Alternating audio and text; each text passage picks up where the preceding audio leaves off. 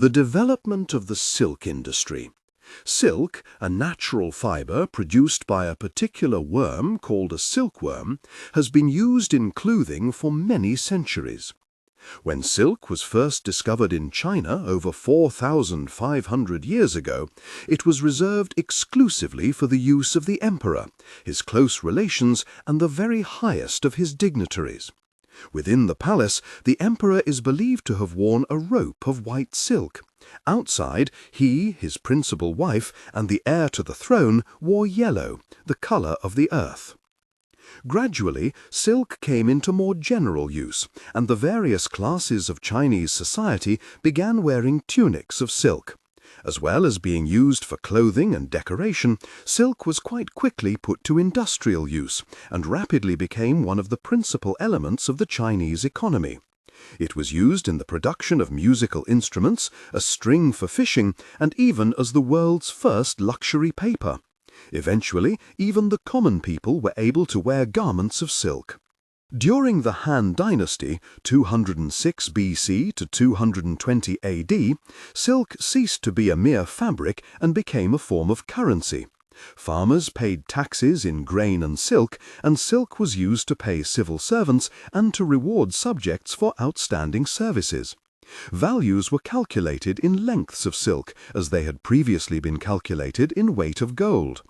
Before long, silk became a currency used in trade with foreign countries, which continued into the Tang Dynasty, 616 to 907 AD. It is possible that this added importance was the result of a major increase in production.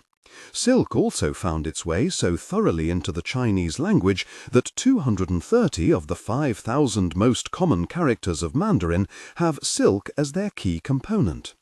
Silk became a precious commodity, highly sought after by other countries from an early date, and it is believed that the silk trade actually existed before the Silk Road was officially opened in the 2nd century BC.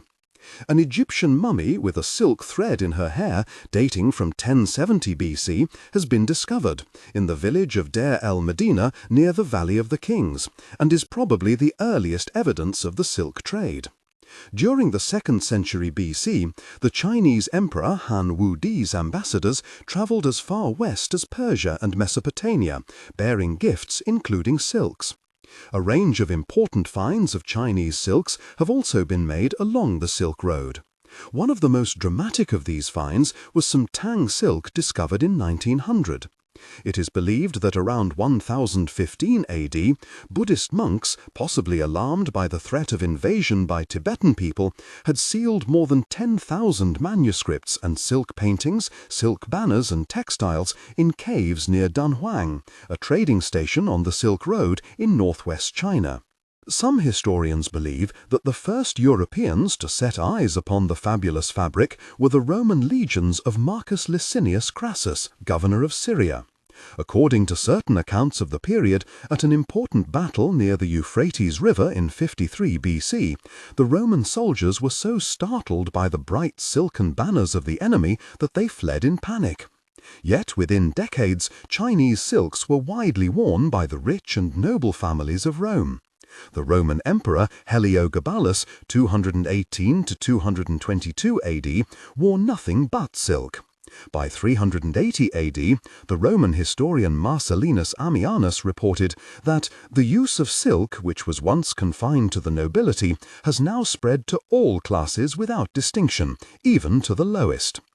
The desire for silk continued to increase over the centuries. Despite this demand, the price of silk remained very high. In spite of their secrecy about production methods, the Chinese eventually lost their monopoly on silk production. Knowledge of silk production methods reached Korea around 200 BC, when waves of Chinese immigrants arrived there. Shortly after 300 AD, it traveled westward, and the cultivation of the silkworm was established in India. Around 550 AD, silk production reached the Middle East. Records indicate that 2 monks from Constantinople, modern-day Istanbul, capital of the Byzantine Empire, appeared at their emperor's court with silkworm eggs which they had obtained secretly and hidden in their hollow bamboo walking sticks. Under their supervision, the eggs hatched into worms and the worms span silk threads. Byzantine was in the silk business at last. The Byzantine church and state created imperial workshops, monopolizing production and keeping the secret to themselves. This allowed a silk industry to be established, undercutting the market for ordinary-grade Chinese silk.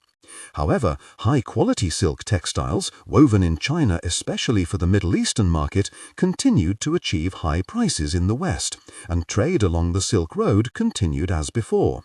By the 6th century, the Persians too had mastered the art of silk weaving, developing their own rich patterns and techniques. But it wasn't until the 13th century that Italy began silk production, with the introduction of 2,000 skilled silk weavers from Constantinople. Eventually, silk production became widespread throughout Europe. World silk production has approximately doubled during the last 30 years in spite of man-made fibers replacing certain uses of silk. Before this period, China and Japan were the two main producers, together manufacturing more than 50% of world production each year. After the late 1970s, however, China dramatically increased its silk production and once again became the world's leading producer.